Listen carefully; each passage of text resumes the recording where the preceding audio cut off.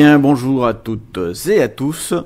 Aujourd'hui, nous allons voir enfin la première étape de la peinture numérique en 5 étapes. Donc 5 vidéos qui vont s'enchaîner pour la création d'un visuel sous Krita.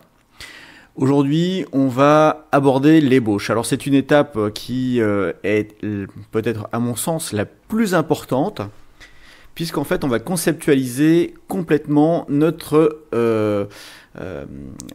dessin, notre image. Il va falloir prendre en compte différents paramètres. Le support sur lequel on destine ce visuel, le cadrage, enfin tout un tas de paramètres. On va regarder ça ensemble en détail juste après ceci.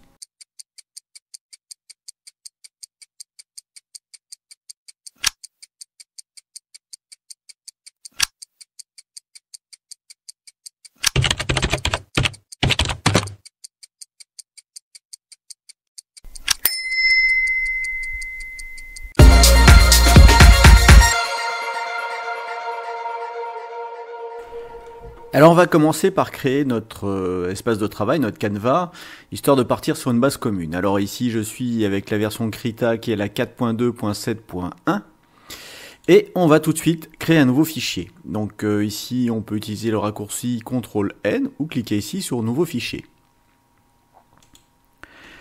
Alors on va passer un petit moment ici pour l'ouverture de ce fichier. Voilà, alors je vais aller dans prédéfini, je vais prendre A4 300 points par pouce et je vais aller ici sur l'icône paysage de façon à avoir mon image en forme de paysage. Donc ici on a une largeur et une hauteur en pixels. Si je souhaite me rassurer, je sais que du A4 c'est du 21 par 29,7, eh bien je vais me mettre tout simplement en centimètres et vous allez voir qu'ici je suis en 21 par 29,7, ou plutôt 29,7 en largeur et en hauteur 21. Et on a une résolution de 300 points par pouce. Notez que cette résolution, c'est la résolution du dessin. En aucune façon, vous n'aurez cette résolution à votre écran, sauf si vous avez des écrans spéciaux. Les écrans, en général, ne sont capables d'afficher que du 96 points par pouce. Ceci dit, lorsqu'on va zoomer, ça va nous éviter d'avoir du crénelage. Ce pourquoi on va rester là-dessus. Je ne vais pas m'étendre sur les questions, j'ai fait un tuto sur le sujet, et on va rester là-dessus. On va tout de suite aller dans le modèle, et pour le modèle, en fait, ici, si je souhaite imprimer mon travail par suite, donc par exemple l'envoyer dans un album pour une production soit de dessin, soit pour faire la couverture d'un livre, soit le faire éditer à l'extérieur, il nous faudra obligatoirement passer par le CMYK plus alpha, donc saillant magenta jaune noir avec un canal alpha pour l'éditer. Pour cet exercice, étant donné que je ne souhaite pas l'éditer, mais ça va rester juste en numérique, je vais prendre tout simplement de RGB alpha. Mais ayez à l'esprit que si vous voulez faire un travail pour l'éditer, il faut le faire sur ce format-là. La profondeur, eh bien, pour du dessin, on va rester sur des 16 bits, c'est suffisant. 8 bits, ça me paraît, on pourrait le faire, hein, mais on aurait quelque chose qui serait pas tout à fait fluide, on aurait des espèces de vaguelettes, ça serait moche. Alors déjà que je tergiverse ici au lieu de prendre du 600 dpi pour de la vitesse parce que j'enregistre mon écran, on va rester quand même sur du 16 bits. Notez que le 32 bits est réservé, si jamais vous vous posez la question, pour faire du... je me rappelle plus comment on appelait ça, lorsque vous combiniez 3 photos ensemble, en fait, du HDR. Voilà, c'était plus pour du HDR qu'autre chose. Donc en fait, pour la peinture numérique, du 16 bits est largement suffisant. L'espace de couleur, en fait ici, c'est exactement ce qu'on a sélectionné en haut là, avec le 16 bits, vous voyez. Et puis après, ici, en fait, on nous propose différentes gammes. Je restais sur la gamme par défaut, hein, donc ici vous avez les spectres et on vous en parle un petit peu. Alors pourquoi du sRGB? Alors le sRGB, c'est du RGB, sauf que notre pauvre petit œil, et encore moins notre écran, est incapable de restituer l'ensemble du spectre. Donc en fait, eh bien on va rester là-dessus. Par contre, si vous dessinez ça à l'impression, et que, par exemple, votre fournisseur vous a fourni un profil ICC, vous voyez bien ici les extensions c'est .ICC, il va falloir aller le chercher ici pour aller ouvrir un profil de couleur bien spécifique. Voilà, donc pour ici dans Krita, pour l'exercice, je vais rester sur du classique. Alors ici, Krita nous informe déjà que le document tel qu'il est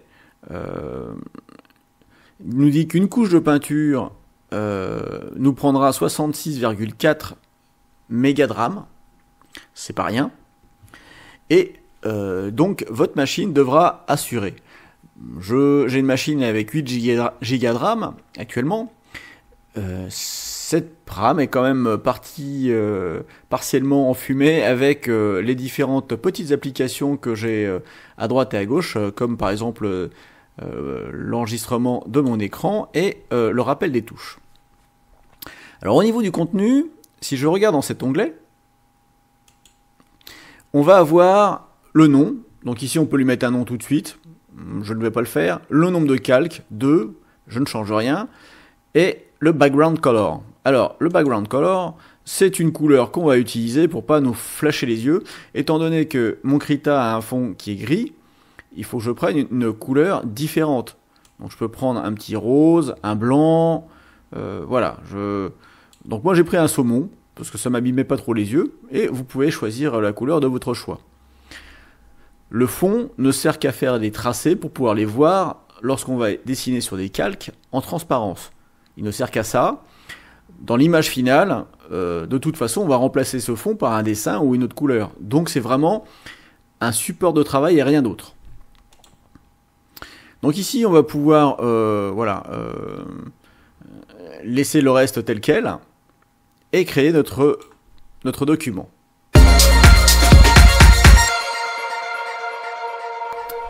Alors, je dézoome. Oups, voilà, je dézoome. Et la première chose qu'il va falloir avoir en tête, nous sommes quand même dans un processus de création, c'est la chose suivante. Alors, je prends ma petite tablette et je vais chercher ici les lignes. Et voilà. Donc, on va créer ici des lignes. Alors, vous n'êtes pas obligé de le créer comme ceci, hein. On va créer des lignes. Grosso modo, je me suis déjà planté, bon, c'est pas grave. Et on va voir ici ce qu'on appelle la règle des tiers. C'est-à-dire que lorsqu'on va parler dessin, dans l'ébauche, on va avoir une partie règle des tiers et on va penser composition. Effectivement, vous n'allez pas vous dessiner ici quelque chose. Oups. Donc pour l'instant, j'en suis à l'explication. Vous n'avez pas dessiné ici quelque chose qui ne correspond pas. Il faut avoir des thèmes forts. Alors pour cela, on va s'appuyer sur le monde de la peinture, le monde de la photographie, qui nous parle à la règle des tiers. Alors pour cela, j'ai téléchargé quelques petites images que je vais vous montrer de suite. Alors tout d'abord, on a ici cette photo. On va voir, je vais peut-être la mettre dans Krita. Voilà, j'étends la dernière ici. Hop. Voilà. Donc, au niveau des règles des tiers, si je monte ici, on regarde cette photo, la personne ici, alors je vais directement écrire dessus parce que finalement, voilà, la personne ici va avoir un espace devant elle, ici. Donc on va être sur le tiers, on va voir la tête ou l'œil qui est dans la position du premier tiers, vous voyez, grosso modo, hein. Et on va avoir tout cet espace ici, devant elle, qui va nous permettre de voir cette sensation de liberté, puisqu'on va voir la partie du pont qui est en bas ici, avec cette femme qui a l'air épanouie, réjouie, elle respire, et donc on va avoir cette composition qui nous permet, en photo, d'avoir cette sensation de liberté. Alors voilà pour celle-ci. On va voir ensuite, par exemple, cette image qui est intéressante. En fait, on a l'image qui est posée avec des diagonales. Donc si j'essaye... Ah, pardon. J'étais pas sur la bonne image. Voilà. Si je me mets ici, on va voir une diagonale. On va voir une deuxième décroisement, en fait. Ici, si je suis le pont. Et donc la composition ici, elle est basée sur... on a une tour ici, hop. Une tour ici, placée sur des diagonales. Et c'est donc, ce sont ces diagonales qui vont donner la construction de l'image. Ensuite, on va voir dans cette image cette partie ciel, ici, qui va représenter grosso modo un tiers. Donc là, on est dans la composition air, eau, bâtiment. Et si on regarde à peu près, on a à peu près un tiers de chaque. Donc là, l'artiste, lorsqu'il a pris sa photo, lorsqu'il a cadré, il a composé, il a tenu compte d'une part de ces lignes de force, qui donnent un aspect très esthétique à une ville, et avec ces tours qui se rappellent les unes aux autres, tout en maintenant un équilibre entre le ciel et l'eau. On est bien ici sur de l'équilibre de composition.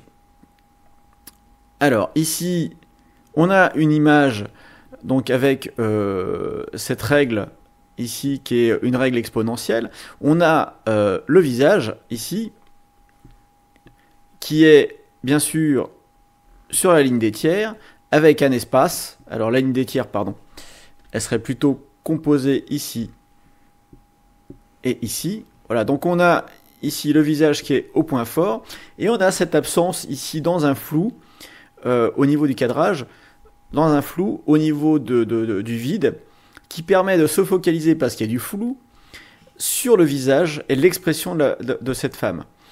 Cette femme n'est pas centrée sur l'image, elle est bien sur une ligne de force dans la règle des tiers, ce qui nous amène à la regarder dans un premier temps, puis ensuite notre œil va s'enfuir vers le deuxième tiers ici, sur lequel on a du vide et du flou. Donc c'est une façon de mettre en exergue le visage, l'expression, le regard, elle hoche légèrement la tête, et c'est une forme de composition où on va accentuer sur un seul, donc là on n'est plus sur une thématique complète, mais juste sur une seule personne. On individualise le point de vue. Je continue, ici on va avoir dans le même ordre la règle des tiers ici qui a été tracée. Alors lorsque j'ai étendu la photo, il y avait un peu plus d'espace devant cette femme, et on voit ici que pour la démonstration, le point fort est là, sur cette femme. On a ici encore un point fort. Et devant elle, il y a un tiers d'espace. Donc elle n'est pas tassée dans la photo. Alors, je vous dis qu'il y a un tiers d'espace parce que tel est le cas. Si je déplace ici mon image... Bon, ça a été coupé apparemment. Ah voilà, si, ça réagit. Vous voyez qu'ici, il y a un tiers devant, ce qui permet de lui donner du souffle. Le personnage n'est jamais collé à un bord, ou alors c'est un effet BD où on va découper juste pour mettre une partie en zoomant sur cette partie. Mais jamais, au grand jamais, on va coller quelqu'un qui regarde vers l'extérieur, ici. Donc quand le regard se porte ici, jamais on va le coller sur ce bord-là. Jamais. Ou alors c'est un choix artistique, mais dans ce cas-là, il faudra l'assumer et bien l'expliquer par la composition de l'ensemble de l'image. On a maintenant la perspective. Alors ici, on va voir des lignes de fuite, hein, comme vous pouvez voir ici. Si je prends mon ici un trait et que je trace comme ceci, voilà. Je recommence sur le côté. On va avoir une composition basée sur des lignes de fuite, avec la moitié en ciel ici, vous voyez bien. Et ce qui est intéressant, c'est qu'ici, on a une horizontale qui se rappelle à cette horizontale-là au niveau de l'horizon. La composition fait que le focus, l'œil, enfin toutes ces lignes, toutes ces horizontales portent notre œil dans un premier temps ici, sur l'horizon. Voilà. Ouais, je ne suis pas passé en beau. Voilà. Donc on va être ici sur l'horizon. Dans un deuxième temps, notre œil va pouvoir s'évader à droite et à gauche, mais cette grande route vide invite notre œil spécifiquement ici. Parce que là, si on regarde, on applique la règle des tiers, dans les tiers ici, qui seraient à peu près là, là, là et là, il y a du vide, il n'y a rien à regarder. Donc là, cette image nous amène, de par sa composition, à regarder vers le centre. Voilà une autre forme de composition au niveau de l'image. Donc quand on va composer notre image, il faudra tenir compte de ces règles plus ou moins tacites, officielles, pour dessiner, pour composer notre image. Alors regardons maintenant les formes de base en dessin. Alors on en distingue grosso modo 5, le cercle, qui avec ici une zone d'ombrage permet de dessiner un volume et donc de devenir en sphère. Alors notez bien que le cercle plus un ombrage égale une sphère. Nous sommes toujours ici sur la 2D, donc on a toujours un axe vertical et horizontal. En aucune façon, notre dessin, la façon de dessiner sur papier nous permet d'aller vers un axe Z. L'axe Z sera toujours induit par, en fait, un jeu d'ombrage et de lumière. Donc ici, vous voyez bien que la sphère devient, enfin, le cercle devient sphère parce que il y a ici cette espèce d'ombrage. De même que notre carré, ici, on va lui faire une projection sur 3 faces. Donc en gros, on dessine à plat, si on regarde de près, c'est non plus un carré, mais un espèce de carré déformé. Il n'y a pas d'angle droit ici. Ici non plus, il n'y a pas d'angle droit. C'est légèrement. Et en haut, si vous observez juste cette forme-là, on va avoir un losange. Donc, le rond va nous permettre, en faisant une demi-sphère, de dessiner une tasse, de dessiner la forme d'un crâne. Mais bon, celui-ci est beaucoup plus complexe puisqu'on va avoir des sphères, des triangles et autres, mais on va y venir. Le cylindre, lui, eh bien, si on regarde bien, c'est ni plus ni moins qu'un carré avec 2 bords arrondis. Et ici en haut, on va avoir le cylindre. Alors, à noter que ce cylindre, si je prends ici dans Krita, si je fais un dessin avec un cylindre,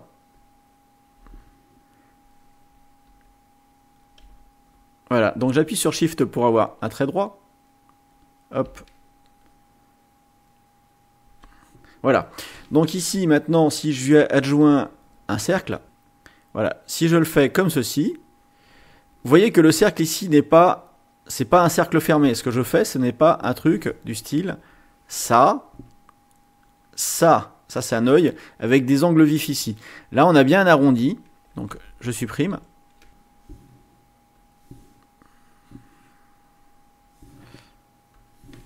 Voilà, je vais l'emmener ici. Donc là, j'ai mon cercle. Je vais le dupliquer. Allez, CTRL-C, CTRL-V. Hop. Je le duplique ici et je vais le mettre en bas. Donc, vu comme ça, on a déjà notre cercle ici.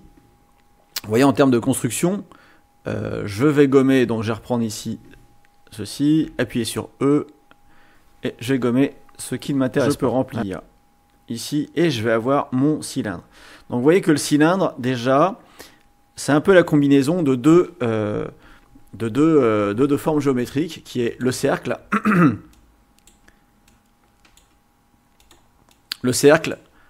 et le rectangle. Alors ici vous voyez, on a un ombrage. Alors je vais faire cet ombrage sur le cylindre. Vous allez voir. Au niveau du cylindre, on va tout simplement verrouiller ici en cliquant sur cette icône. Je vais, au niveau de la palette, je vais prendre un classique kit, histoire d'avoir du gris, etc. Et je vais prendre du gris. Alors, vous voyez ici maintenant, comme j'ai verrouillé cette partie-là, si je peins ici, il ne se passe rien. Par contre, ici, si je peins ici, je peux peindre complètement sans jamais déborder. Vous voyez ? Donc, je vais peindre ici mon cylindre. Ici, hop, un peu, je zoome. Je vais zoomer un peu pour... Alors il y a une petite latence, puisqu'évidemment je enregistre, comme je vous ai dit, hein, c'est pas... lancer plusieurs logiciels à la fois, c'est pas anodin, ni indolore sur un ordinateur.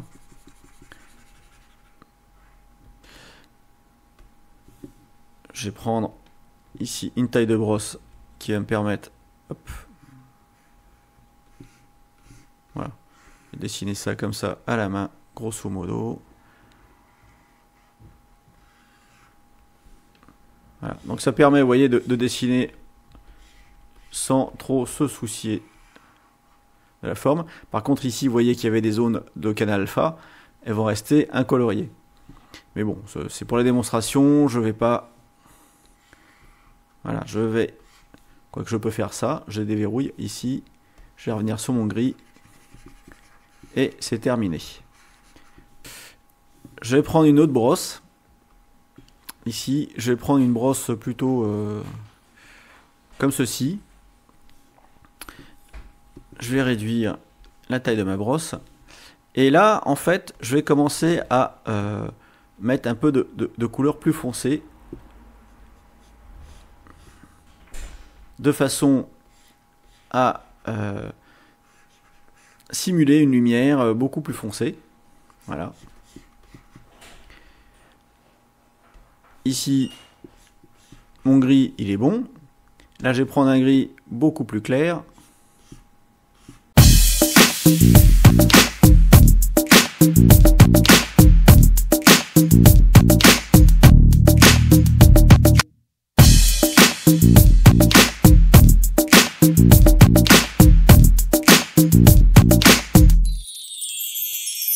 Voilà. Et là, vous avez vu, on a tout simplement via le mélange de simuler visuellement une lumière qui vient frapper quelque part ce cylindre, nous donner l'impression de la 3D.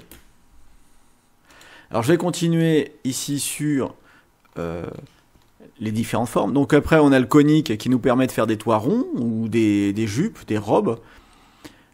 Ici le cylindre va nous permettre de faire des formes organiques comme la jambe, et la pyramide des toits. Ces formes de base vont permettre de comprendre les formes générales. Donc ici une maison, on voit bien que c'est un cube avec une partie de pyramide. Pour les visages, on va obtenir aussi différentes formes de visages. Nous sommes tous différents. Et nos différences font qu'on va avoir des formes de visages différents. Cette méthode, c'est Monsieur Loomis qui l'a décrite il y a fort longtemps. Et cette méthode permet donc de voir les différents types de visages. Donc l'après, il va falloir exercer votre œil à regarder autour de vous et repérer ces formes. C'est-à-dire que le dessin, c'est surtout l'éducation de l'œil et un petit peu de la main, mais surtout de l'œil. Donc ici, vous voyez, il y a des visages plutôt carrés, d'autres qui sont ovales. Enfin ici, il est rectangulaire, là il est bien carré, ovale, triangulaire, rond, pyramidal et en losange. On a donc ces différentes formes de visage. Pareil pour les silhouettes. Alors pour ceux qui regardent ceux ou celles qui regardent les magazines sur la mode assis chez leur médecin, vous verrez qu'il y a souvent des silhouettes avec des femmes qui sont taillées en X, d'autres en trapèze, d'autres qui ont une forme carrée ou voilà, une forme en V ou une forme plutôt ronde. Eh bien, ces différentes formes, c'est là au niveau de la morphologie, ça va être le ratio hanche-épaule qui va le déterminer. Hanche-épaule et finalement la taille, puisque vous voyez ici que quelqu'un de relativement sportif et je dirais que les proportions hanche-épaule étant identiques, on va avoir une taille resserrée par rapport aux hanches et aux épaules. Ici, à l'inverse, vous allez avoir les épaules plus étroites que les hanches. Donc ici, il y aura une légère tendance culotte de cheval. Et ici, on aura donc une silhouette qui sera rectiligne. Alors par exemple celle-ci, ça sera beaucoup plus adapté pour dessiner des enfants ou des petites filles qui n'ont pas encore complètement leur forme. Ou vous aurez ici la forme en V qu'on retrouvera plus souvent pour les garçons parce qu'on va en faire des épaules beaucoup plus larges que la taille, et les formes rondes pour les personnes un petit peu enrobées qu'on souhaite dessiner. Alors on va regarder maintenant sur le visage ici. Alors bien évidemment toutes ces images que je vous ai montrées, les photos que je vous ai montrées, je vous ai mis les liens dans le descriptif de cette vidéo. Et vous y trouverez également le lien vers les autres vidéos si vous avez commencé par celle-ci. Alors je vais télécharger cette image dans Krita et on va regarder ensuite. Donc voilà l'image dans Krita. Je l'ai mise comme calque et j'ai ajouté un calque au-dessus pour les explications. Alors d'après André Loomis, en fait, le crâne ne serait rien d'autre qu'une grosse boule.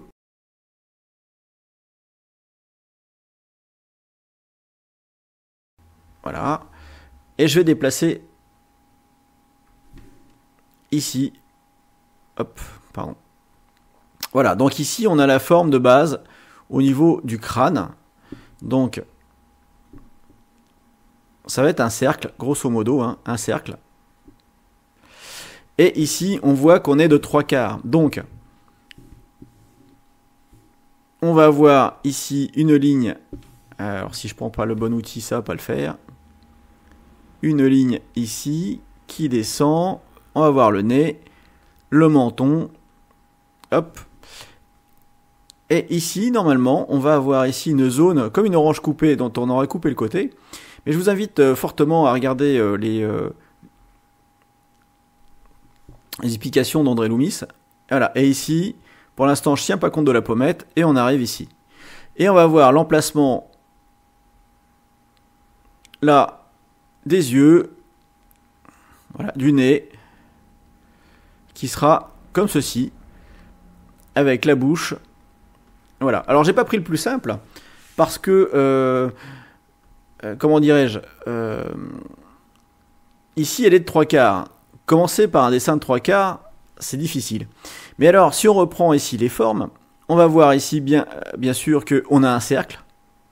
On a ensuite des lignes qui se rejoignent, plus ou moins. Mais on voit surtout qu'on a des triangles. On a des triangles ici.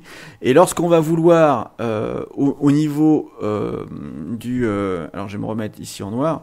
Lorsqu'on va vouloir ici, au niveau du dessin, reprendre notre dessin et reprendre ici les formes, on aura tendance ici, par exemple, à ajouter des ombres, là, et ici. Vous voyez, on a des ombres. La ligne de cheveux, elle est bien définie ici. Avec l'oreille qui est toujours dans le cercle, là. Et on aura ici des zones d'ombre. Voilà, donc si je passe ici les zones de lumière en blanc, les zones d'ombre en noir, on va commencer à avoir ici, voilà, donc je fais pas de dégradé, hein, juste les zones comme ça. Et j'enlève ceci, on va se retrouver déjà ici avec une forme, avec une tête, qui va avoir des zones qui vont définir la profondeur, un peu comme on avait sur le cylindre. Pardon.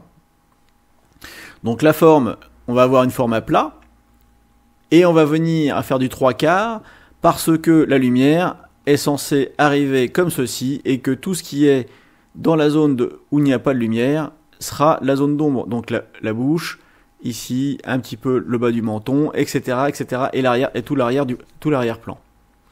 Voilà pour l'explication de sommaire, hein, je l'avoue, hein, c'est une explication sommaire pour la prise en compte au niveau des formes de notre dessin.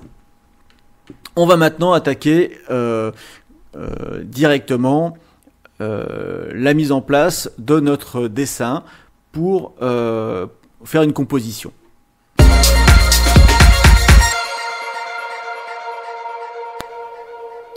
Alors, pour ce dessin, je vais utiliser des références.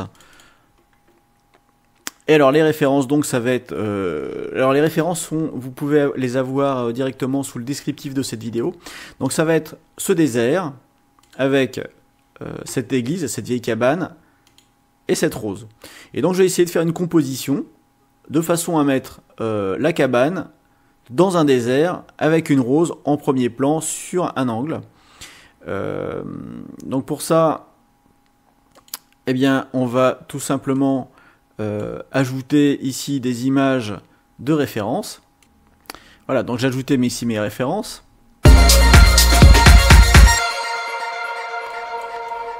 Et je vais composer maintenant sur mon image à peu près ce que je souhaite. Donc en image de fond, je comptais utiliser le désert. Donc je vais appuyer sur Shift pour maintenir une homothétie. Alors l'homothétie étant le ratio hauteur-largeur. Voilà. Ma rose ici, donc j'ai dézoomé pour pas être embêté ici. Tac. Donc ici ça va être mon image de référence. Ici ça va être, voilà, donc j'ai commencé ma composition un peu comme ceci. Voilà. J'aurai mon désert. Ici je pensais mettre mon église à peu près par là, grosso modo, hein, et ma rose juste devant, comme ceci, au niveau de la composition. Alors peut-être un peu grosse, voilà, pour avoir une espèce de composition en diagonale, sachant que je vais avoir ici, sur ma règle des tiers, si je dessine ici, je vais être là, à peu près. Donc là je suis pas mal. Et par contre, j'annule. Ici, mon église ne serait pas tout à fait. Qu'est-ce que. Ah oui, genre j'ai clippé sur l'icône du dessus. Voilà. Ici, je serais plus un peu plus dans les tiers. Et comme il y a une perspective, elle est un peu plus petite. Voilà, c'est une forme poétique de hop, la rose dans le désert face. Voilà, donc on aurait quelque chose, une composition qui ressemblerait à ceci, hein. Donc un désert avec quelque part une église posée comme ça, et voilà. Donc j'ai sélectionné ma composition, je vais me la mettre de côté, ici. Et maintenant, eh bien, on va pouvoir enfin attaquer l'ébauche. Et cette ébauche, donc ici, je vais mettre mes différents éléments, voilà, comme ceci. Maintenant, vous avez compris comment je voulais les mettre. Et donc, cette ébauche va consister tout d'abord à créer des dossiers. Donc, ici, je vais avoir un fond. Donc, celui-là, je vais créer un fond pour le désert. Donc, ici.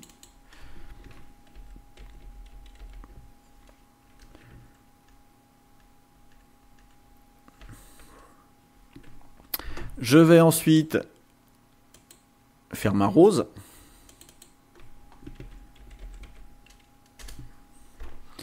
Et finalement, ici, mon ébauche de l'église. Voilà. Bon. Eh bien, qu'est-ce que je vais voir ici? Ici, on va voir une ligne d'horizon. Alors, je vais verrouiller tout simplement là, là, et je vais me mettre sur le désert. Donc ici, je vais avoir une première partie. Alors j'ai appuyé sur tabulation. Je vais prendre une brosse plutôt comme ceci. Voilà.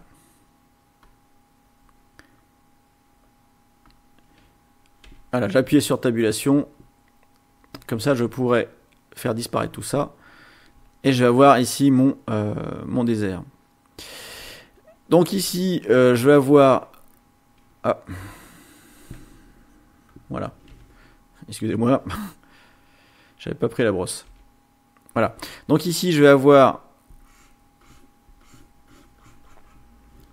une ligne de désert. Ici, je vais avoir les côtes, grosso modo, une deuxième zone. Là. Et puis, à partir de là, je vais avoir une montagne, comme ça. Donc des triangles. Ici, des faces. Avec des zones. Voilà, donc vous avez compris que cette histoire, ça va être une histoire de patience. Voilà. Et le but n'étant pas de copier complètement mon image, mais de m'en inspirer. Donc n'hésitez pas à utiliser le CTRL Z ici pour corriger, le E pour érase, voilà, et d'aller donc sur votre dessin, reprendre comme ça des aplats. Et pour l'instant on ne fait pas de zone d'ombre, on fait juste les contours. Donc ici on prend bien les contours au niveau des montagnes, et on va y voir simplement ici les montagnes comme ceci, hop, voilà. Ici je vais avoir une espèce de colline qui monte là comme ça avec des aplats. Vous voyez ici j'ai cette forme là, et bien ici je vais prendre cette forme là, toc toc toc, voilà. On va mettre des formes qui représentent des différences de tons, de nuances. Dans notre dessin, au final, on va utiliser 7 nuances de gris pour la mise en forme de la lumière. Donc ici, je vais avoir mon désert là, qui va être comme ceci, et là donc les côtes qui commencent à monter. Donc je vais avoir une partie du dessin qui va ici empiéter entre là et là, donc grosso modo. Voilà, ça c'est pour le désert. Pour la cabane, je peux la mettre un peu plus haut ici. Donc je vais changer de calque. Donc l'église, pardon, je dis la cabane. Je refais un tabulation. Voilà. Et donc mon église ici, je vais la placer, j'avais dit sur un point à peu près par là. Donc je vais essayer de reprendre. Donc ici on a un triangle. Là, tac, tac, tac. Voilà, un triangle. Avec ce triangle, un espèce de rectangle et un demi-arrondi. Hop. Pour l'instant, je mets les formes générales. Hein. Hop. Et je vais avoir une ligne de fuite qui part à peu près comme ceci. Bon, beaucoup plus à plat, pardon.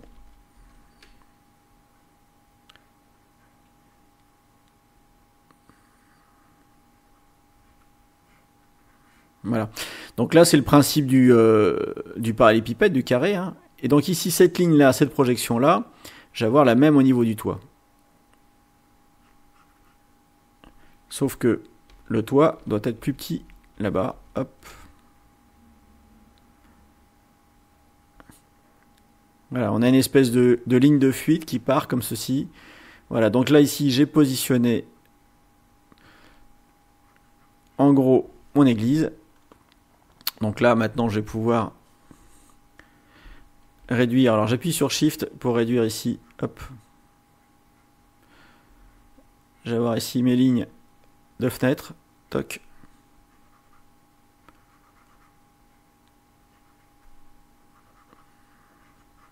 Bien à la verticale. Et ici, voilà, que je sois bien dans la fuite. Voilà. Donc après, on retravaillera ça dans le détail. Ici, je vais avoir une petite meurtrière. Alors, hop.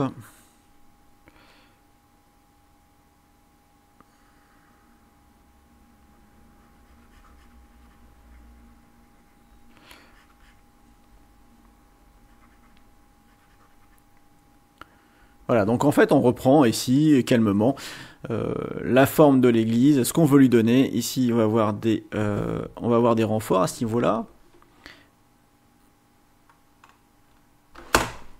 Pour l'instant, j'en suis juste à faire la composition de mon dessin. Donc ici, les renforts, ils doivent être à peu près comme ceci.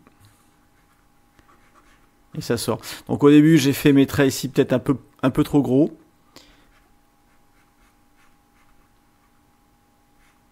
Voilà, on est toujours dans le parallélépipède, ici, tac. Et il faut que ça sorte de la zone de l'église, ici, de la base de l'église, de façon à bien, voilà, montrer que le trait ici, puisqu'il en appuie sur le mur, il doit arriver sur le trait de base de l'église. C'est important. Voilà. Donc ici, je vais reprendre. Hop.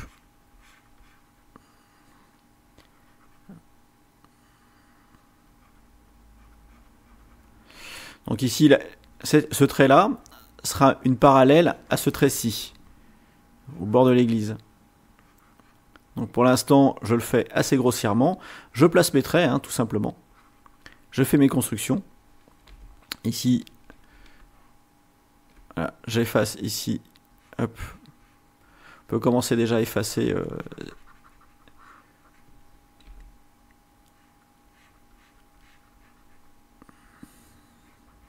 Et on avance ainsi de suite sur notre église, voilà, tranquillement. Voilà, donc on a pour l'église. Maintenant la rose. Alors la rose, elle va vous paraître plus complexe. Alors, je vais déplacer cette rose de façon à la voir un peu plus sous le nez. Parce que ça va être la partie la plus difficile, en tout cas pour moi, parce que c'est de l'organique. Alors, je tiens à vous dire que le dessin, je suis pas un maître en dessin. J'ai démarré le dessin, je m'y intéresse. Donc, voilà, je connais le logiciel, mais le dessin, c'est quelque chose que je suis en train d'essayer de maîtriser, ainsi que la tablette graphique. Alors, je vais mettre ma rose par ici. Hop. Je me remets sur la brosse. Tabulation. Et je zoome. Alors la rose, ce qui est intéressant... Pardon, j'ai oublié de me mettre sur le calque rose. Toc.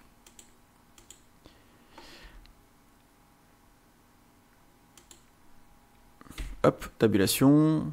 Ça met un temps à réagir. Voilà. N'oubliez pas d'enregistrer votre travail au fur et à mesure que vous le faites, parce que là, je pense qu'il va y avoir des morts si c'est pas le cas. Alors, regardez ici. Notre rose, elle est faite ici d'une tige, et cette tige, c'est ni plus ni moins qu'un cylindre. Eh bien, je vais commencer ici avec un cylindre. Voilà. Sur ce cylindre, à la base, ici, on va avoir un triangle. C'est une feuille. Eh bien, je lui fais sa feuille. J'efface ce qui n'est pas sur la feuille. Hop. Et cette feuille ici dispose d'un pli. Voilà, donc je vais mettre le pli. Ensuite, je vais avoir un espèce de cercle ici. Donc ça va être une forme plutôt circulaire pour ma rose. Hop. Donc je vais lui faire déjà une grosse boule. Au centre de cette boule, alors là, ce qui ne va pas, c'est que j'ai fait trop pencher. Et un peu plus digne sur la photo. Voilà. Donc c'est une grosse boule comme ceci. Et dans cette grosse boule, on va avoir à peu près un tiers en haut, c'est-à-dire ici, encore des sphères. Donc là, je vais commencer par dessiner ici ces sphères-là sans me soucier du reste.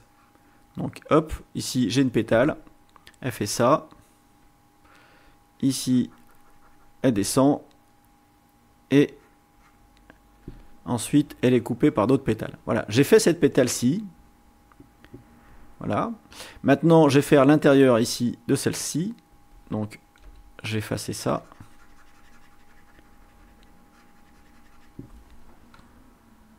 Donc, l'idéal, c'est de zoomer. J'aurais peut-être dû la mettre à côté plutôt qu'en haut.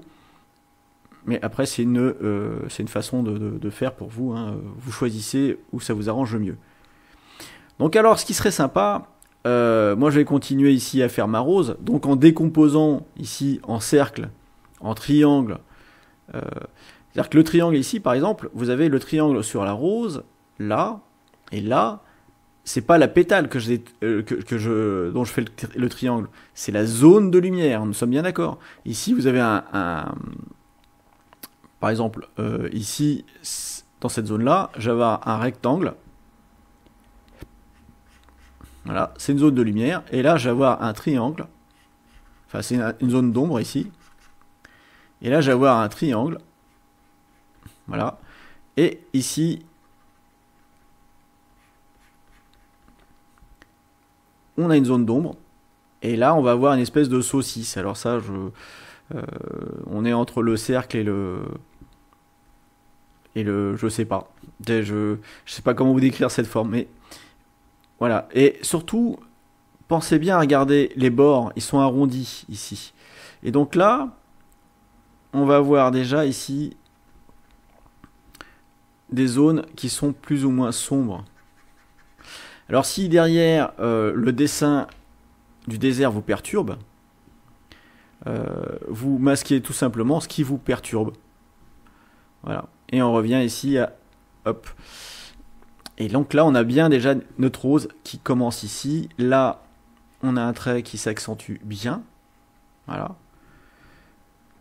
Et ici je vais commencer par cette courbe là. Hop, ici. Donc c'est ça. Ça fait une bosse et ça revient là. Et j'efface ici. Vous voyez, donc en fait, il faut prendre patience et reprendre morceau par morceau notre rose.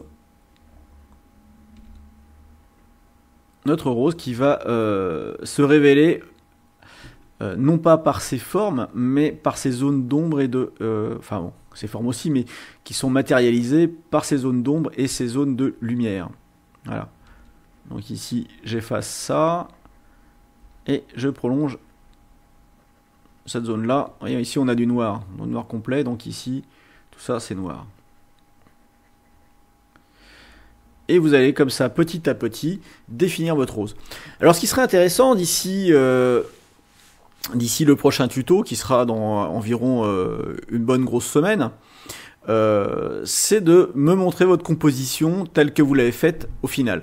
Alors, je vous demande pas de choisir forcément cette rose, ce désert et cette église, mais ce qui serait intéressant, ça serait que vous choisissiez une ou deux photos ou trois photos, d'en faire une composition comme je vous ai montré, et ma foi, de montrer d'une part une capture d'écran de votre composition telle que vous la souhaitez, et ensuite là où vous en êtes au niveau du dessin. Alors sur ce, je vous dis à très bientôt pour la prochaine partie de cette vidéo où on va continuer la composition. Entre deux, je vais travailler un petit peu ma composition pour terminer un petit peu les ébauches, donc les traits, les gros traits de mon dessin, en espérant que ça ressemblera plus à ça, mais à quelque chose d'autre. Donc promis, la semaine prochaine, on aura ici une ébauche à vous présenter. Allez, ciao ciao, je vous embrasse tous, à très bientôt. Tu as aimé cette vidéo? Eh bien, mets-moi un pouce bleu s'il te plaît, partage-la autour de toi sur tes réseaux sociaux, et mets-moi un petit commentaire pour pouvoir m'aider à avancer sur YouTube. Merci.